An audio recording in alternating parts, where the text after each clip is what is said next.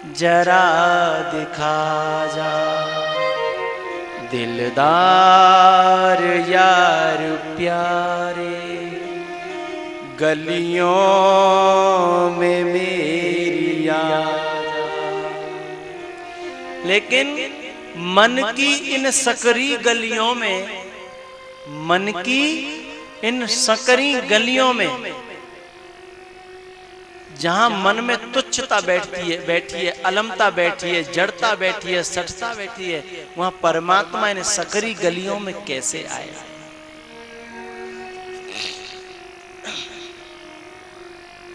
जहां उदारता आ जाएगी, वसुदैव कुटुंबकम उदार चरितानाम अयम निजः परो वेत्ति गणनाम लघु चेतसाम उदार चरितानाम तू वसुधैव कुटुंबकम।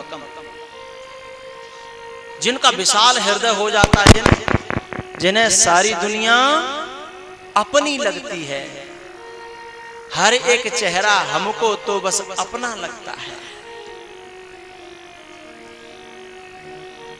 हर एक चेहरा हमको तो बस अपना लगता है, बीत गया जीवन का जो क्षण सपना लगता है, हर एक चेहरा हमको तो बस अपना लगता है, मेरा ही प्रतिबिंब है।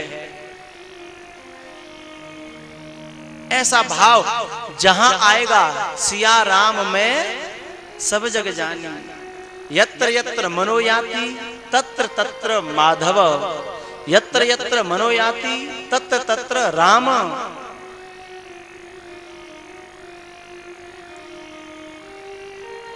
ऐसी दृष्टि, उदार दृष्टि जहां बनेगी तो गलियां सकरी न रहेंगी, गलियां चौड़ी हो जाएंगी, परमात्मा के आने के लिए मार्ग बन जाएगा। परमात्मा तो आने के लिए टुकुर टुकुर देख रहा है भैया।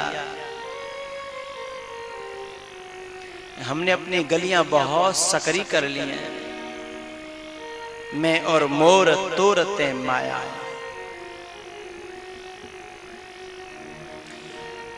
भगवान गुरु जी से आदेश पाकर के जनकपुर की ओर प्रस्थान करते हैं और जनकपुर की गलियों में भगवान आ जाते हैं। लेकिन कुछ साधिकाएं ऐसी थीं जिन्हें घर से बाहर उझकने का भी आदेश न था। कहीं कहीं परंपराएं बड़ी कठोर हैं, जेल से भी ज्यादा, जेल से फिर भी, जेल में फिर भी सुविधा हो सकती है, लेकिन वहां जेल से भी ज्यादा कठोर।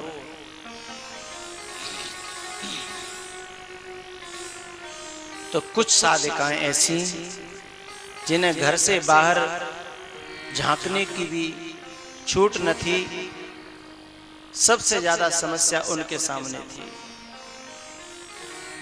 अब क्या करें? अयोध्या से चल करके विश्वामित्र के साथ उसका यज्ञ सफल किया, अहिल्या के यहाँ आया और फिर जनकपुर की अमराई में आया। अब जनकपुर की गलियों तक आ गया, लेकिन अब हमें दर्शन कैसे हो, क्योंकि हमें तो खिड़की से बाहर झांकने का भी अधिकार नहीं। वे नारियां, वे जनकपुर की बधूटियां बहुत दुखी थी कि हमारा क्या हो, हमें दर्शन कैसे हो।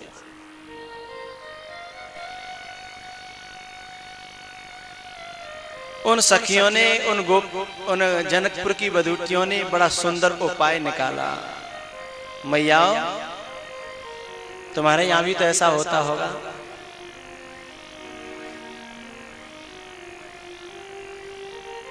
कि जैसे तैसे आदमी को खुश किया, फिर उनसे आज्ञा ली, खूब खुश किया, खूब सेवा की, फिर भी भरोसा नहीं है, आदेश मिले मिले न मिले, मूड है।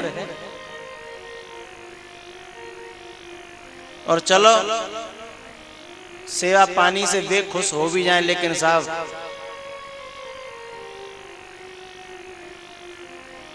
सासू मां, उनकी तो फिर बात ही अलग है।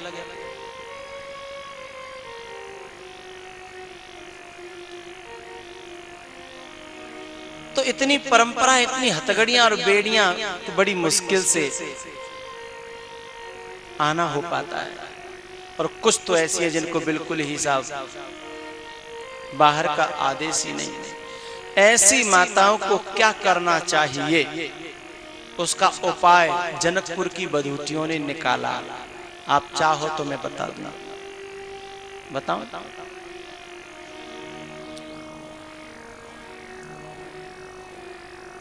जनकपुर की जो बधूटियां हैं, उन्होंने अपने अपने बच्चों को बुलाया और कहा, बेटा हमने तुमको कोख में रखा 9 महीने, फिर जन्म दिया, फिर पाला पोसा बड़ा किया, आज तक हमने तुमसे कुछ नहीं मांगा।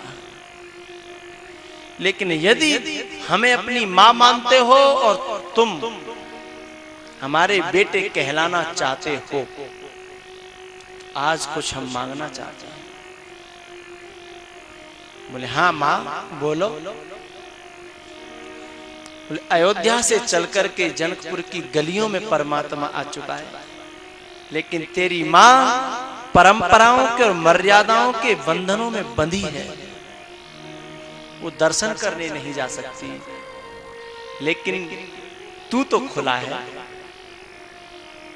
तुझे तो क्षमता है।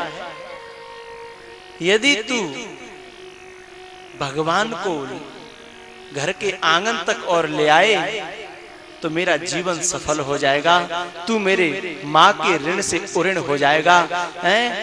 मैं तुझे बेटा कहूंगी और तू मुझे माँ कहलाने का अधिकारी बनेगा।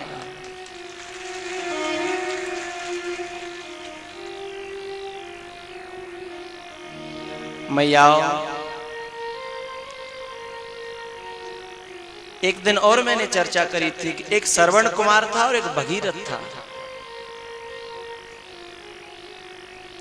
श्रवण कुमार में यह सामर्थ्य तो नहीं थी कि गंगा को अपने घर ले आए,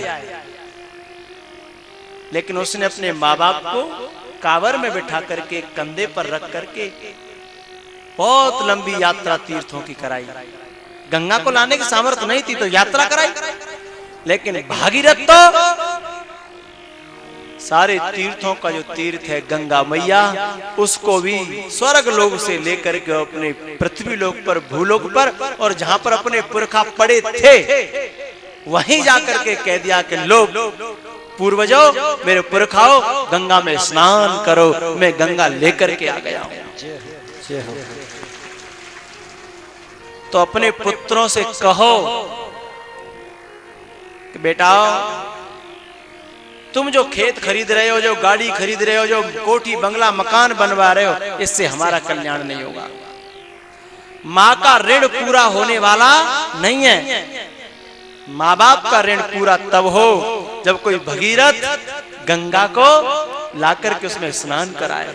तो ये जो ज्ञान की गंगा बह रही है, ये जो भागवत की गंगा है, जो ये कथा की गंगा है, या तो इसमें बेटा हमको ले चल, हमें कथाएं सुना, और तुम सामर्थ्य होए तो जा कथा की गंगा को और हमारे दरवाजे पर, हमारे गांव में, हमारी गलियों में बहा दे, तो सारे पुरखा स्नान कर लें, सारे पूर्वज स्नान कर लें।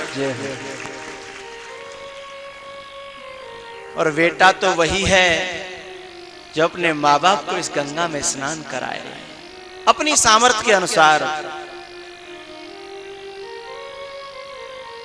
और इससे बड़ा तो कोई तीर्थ नहीं है साहब। सब ही सुलभ सब दिन सब देसा, सेवत सादर सवन कलेसा। गंगा में नहाने के बाद जरूरी नहीं है कि तुम्हारे कलेश शांत हो जाएं,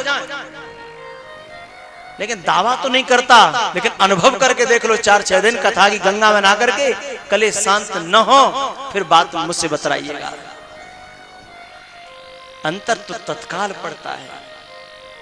मज्जन फल पेखिय तत्काला, का कहोय पिक बकऊ मराला। तत्काल बात कही साहब। सत्य साधु समागम, गंगा पापम ससीतापम दैन्यम कल्प तरोर हरे, पापम तापम तथा दैन्यम सद्य।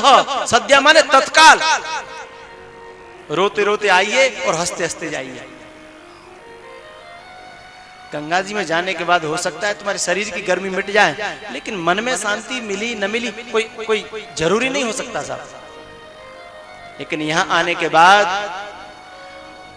टेंशन से टेंशन में आया हुआ व्यक्ति भी एक आध बार तो खिलखिलाएगा, एक आध बार तो खिलखिलाएगा, एक आध बार तो वो नाचा नहीं लेकिन उचकेगा तो सही। भले ही नाच पाए क्योंकि पड़ोस में बेटा भी बैठे, बहू भी बैठी है, बुढ़ा है, कैसे नाचे, लेकिन टोपी तो हिलेगी, वो तो रुकेगी नहीं। सद्य साधु समागम मज्जन फल पेकिय तत्काला, तीर्थ राजू है साहब, तीर्थ राजू, तीर्थ नहीं है क्या, तीर्थ राजू। और इस तीर्थ राज को जो बेटा अपने गांव में, अपने क्षेत्र में, अपनी गलियों में, अपने घर में ले आता है तो उसके बाप दादा तो तरते ही तरते हैं। न जाने कितने बाप दादा इस गंगा में स्नान करके अपना कल्याण कर लेते हैं, कितनी माताएं, कितनी बेटियां इसमें स्नान करके कल्याण कर लेते हैं।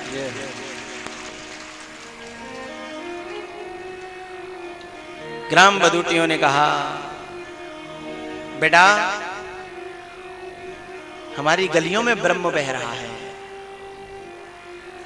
हमारी गलियों में ब्रह्म बह रहा है, उसकी एक धारा थोड़ी सी इस आंगन में भी लेके आओ।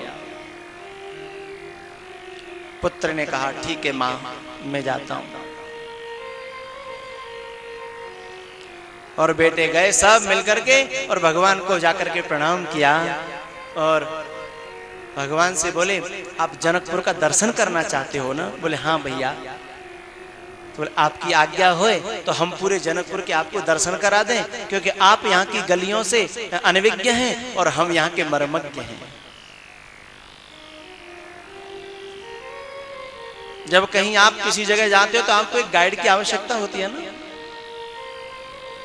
तो उन बच्चों ने कहा, भगवान हमें अपना गाइड बना लो। ठीक है। उन बच्चों ने जनकपुर के दर्शन कराए और धीमे धीमे बात तो कर ही रहे थे, बड़े खुश हो रहे थे। धीमे धीमे परमात्मा को स्पर्श करके देखा कि कहीं नाराज तो नहीं होते। स्वभाव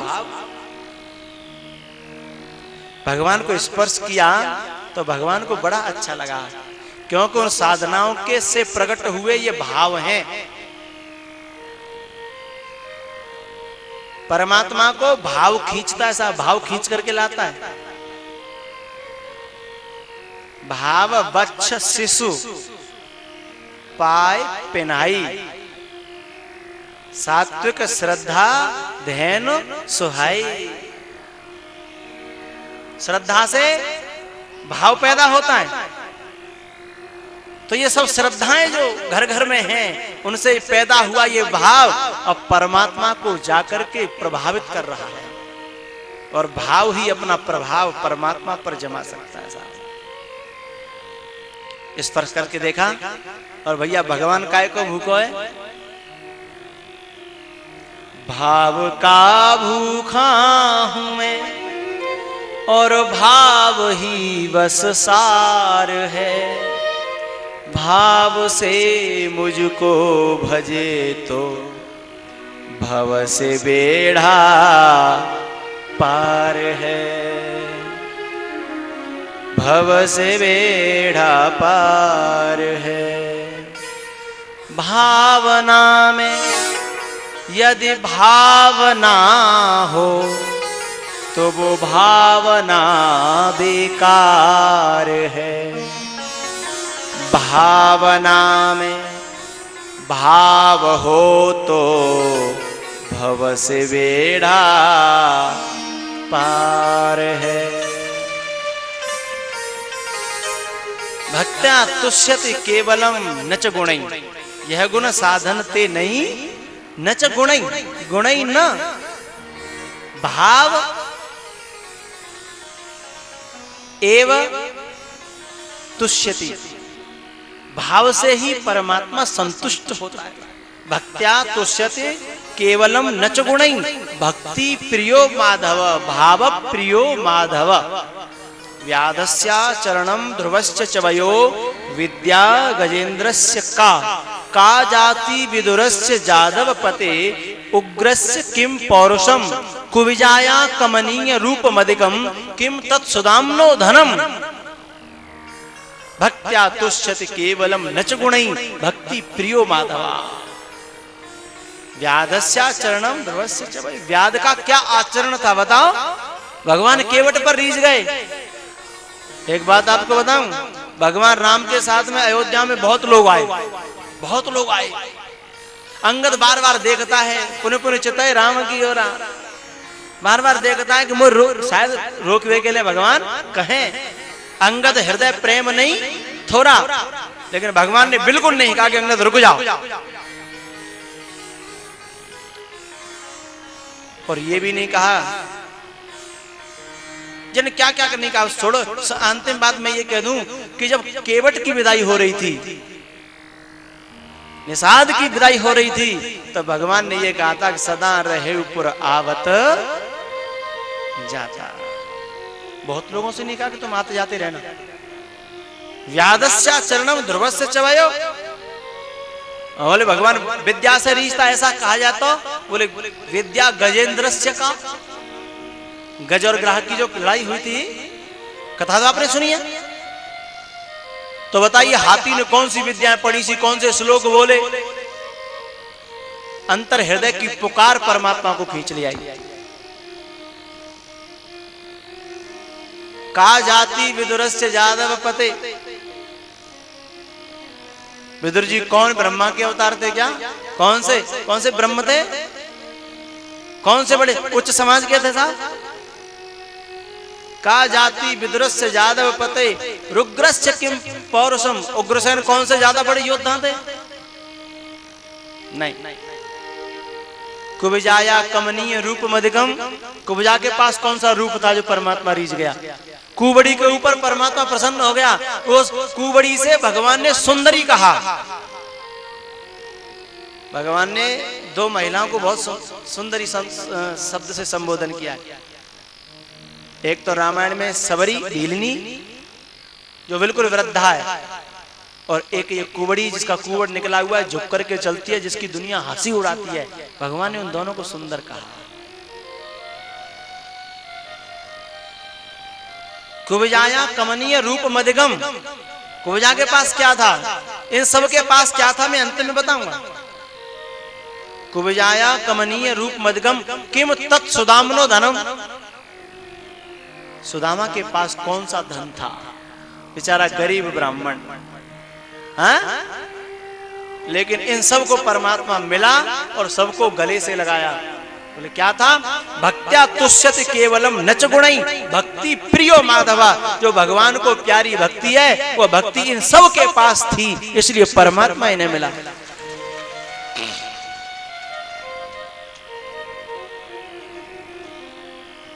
इसलिए उन श्रद्धाओं से प्रकट हुआ ये भाव परमात्मा तक पहुंचा। आज भगवान बहुत खुश हैं। उन्होंने छू करके देखा भगवान को, भगवान मुस्कुरा गए।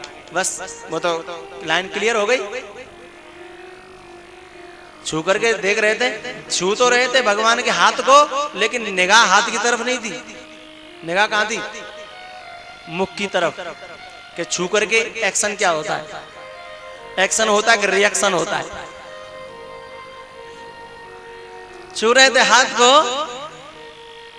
लेकिन भगवान ने ये नहीं कहा कि डोंट टच माई बॉडी ना। स्पर्श हुआ और भगवान मुस्कुरा गए। बस उन्होंने फिर क्या, उंगली पकड़ ली। साहब अब क्या था? लाइन क्लियर हुई। और उंगली पकड़ ली, और उंगली पकड़ करके बच्चे पूरे जनकपुर की गलियों में घुमा देते हैं परमात्मा को। भ्रकुटी विलास सृष्टि लय होई। जिसमें सारी दुनिया समाई है, वो जनकपुर की गलियों में घूम रहा है। क्यों? श्रद्धा के भाव के हाथ में उसकी उंगली आ चुकी है। श्रद्धा के प्रकट हुए भाव के हाथ में उस ब्रह्म की उंगली आ चुकी है। घुमा दिया। जब पूरी जनकपुरी घूम चुके परमात्मा, तब भगवान ने कहा सखाओ, आपने हमारी बड़ी सेवा करी, सब सखाओं ने, अब आपको क्या दिया जाए बताओ। अब जिस उद्देश्य से वो सेवा कर रहे थे वो मौका आ गया। बोले भगवान हम कुछ नहीं चाहते। बोले नहीं नहीं, आपने हमारी इतनी सेवा करी है इतने भाव से, तो कुछ न कुछ तो मांगना पड़ेगा। विभीषण आया था ना भगवान की शरण में, तो भगवान ने सीधे लंकेश कह दिया। अब विभीषण को बड़ा अचंबा हुआ कि मैं लंकेश, मेरी छाती में लात पड़ी है, वो मुझे लंकेश कह रहे हो। लेकिन विभीषण ने रास्ते में मनोरथ सजाए थे कि भगवान ने बाली को मारा था तो सुग्रीव को राज्य दिया, बाली को मारा तो बाली के भैया को राजा बनाया, और ऐसी स्थिति लगभग लगभग मेरी तरफ है। ऐसी स्थिति मेरी तरफ है। सुग्रीव का भी बड़ा भैया बाली था और मेरा भी बड़ा भैया। तो यदि यहां भी ये घटना घटित हुई तो नंबर तो मेरा ही है। भगवान ने इस भावना को पहचान लिया था। इस भावना को भगवान ने देख लिया था कि विभीषण जो क्या क्या मनोरथ सजा के आ रहा है। तो विभीषण की मनोकामना भगवान ने पढ़ करके आते तुरंत लंकेश संबोधन किया।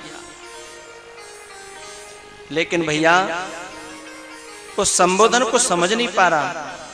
लेकिन जब भगवान ने कहा कोई बात नहीं, तुम ये स्वीकार, लंका का राज्यपद स्वीकार कर लो मेरी इज्जत रखने के लिए। बोले आपकी क्या इज्जत है? विभीषण कहता है, बोले मेरे जब किसी को दर्शन हो जाते हैं तो मेरा दर्शन अमोघ है। मैं जब किसी को दर्शन देता हूं तो उसे कुछ न कुछ देता हूं। यदि आज आप मेरा दर्शन करो और आपको कुछ न मिले तो मेरा जो ये विरध है ना, बाना, मेरा जो नियम है वो टूट जाएगा कि विभीषण को दर्शन तो हुए थे लेकिन कुछ मिला नहीं। तो उसमें तुम्हें कोई परेशानी नहीं है। मेरी इज्जत रखने के लिए, मेरा प्रण रखने के लिए तुम ये लंका का राज्य स्वीकार कर लो। तो विभीषण ने कही चलो तो कोई तुम्हारी इज्जत बचिया तो कुछ ले लेंगे, फिर कोई बात ना। भगवान विभीषण को भी लज्जित नहीं करना चाहते हैं। अब विभीषण को ऐसा लग रहा है कि भगवान की इज्जत राखने के लिए मैं लंकेश बन रहा हूं, नहीं मुझे लंकेश बनने की आवश्यकता नहीं है। और विभीषण ये कबूल भी कर गया साहब। और कछु प्रथम वासना रही। बोले भगवान आप सही कह रहे हो। जब मैं लंका से चला था तो रास्ते में मैंने मनोरथ साधे थे, लेकिन साची बतावें अब नहीं है। बोले क्यों? तब पद प्रीति सरित सोबही। तुम्हारे चरणों को देख करके जो प्रेम उमड़ा मेरे हृदय में, वो जो धारा बही, उस धारा में ये मनोरथ बह गया, ये वासना बह गई। और बस प्रभु के चरणों से जो प्रेम हो, उस प्रेम की धारा बहने लग जाए तो सारी वासनाओं का कचड़ा बह जाता है साहब। सारी वासनाओं का कचड़ा बह जाता है। तो विभीषण कहता है कि अब आप नहीं मान रहे और आपकी इज्जत का सवाल है तो हम लंका का राज्य ले लेंगे, लेकिन हमारे मन में तो ऐसा नहीं है। ऐसे ही जनकपुर के जो वो बच्चे हैं, जो सखा हैं, उन्होंने कहा भगवान नहीं नहीं हमें कुछ नहीं चाहिए। तो भगवान बोले कि मेरी संतुष्टि के लिए तुम्हें तो कुछ नहीं चाहिए, लेकिन मेरी संतुष्टि के लिए। अच्छा, इन सखाओं ने क्यों कहा था ऐसा कि हमें कुछ नहीं चाहिए, जबकि भीतर तो भावना पहले ही वहां से आए तैयार होकर। भैया इनकी वासना दूषित नहीं है, इनकी जो मांग है ना वो सच्ची है और सच्चे से है। तो सच्चे से सच्ची मांग को मांगना नहीं पड़ता, सच्चा सच्ची मांग को समझ करके पूरी करता है, वहां मांगने की बात ही नहीं होती। और मंगता तो भैया मांगता रहता, वहां कुछ मिलने वाला, बिना मांगे मोती मिले, मांगे मिले ना। और ये भाव है श्रद्धाओं से उत्पन्न हुए, तो भाव कैसे मंगता बन सकते हैं? ये तो बहुत ऊंची स्थिति पर है। अनारंभ अनिकेत अमानी,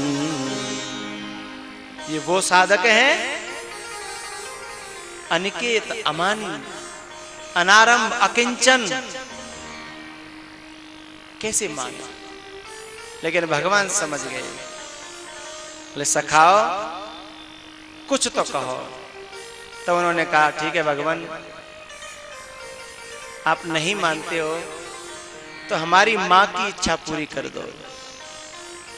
आपने पूरा जनकपुर देख लिया, लेकिन हमारे घर के आंगन तो बाकी रह गए। और जनकपुर पर आपकी दृष्टि पड़ गई सामाजिक रूप से, समष्टि के रूप से, लेकिन जनकपुर का कल्याण तो हो गया, लेकिन हमारा कल्याण तो तब होगा जब हमारे आंगन को देखोगे।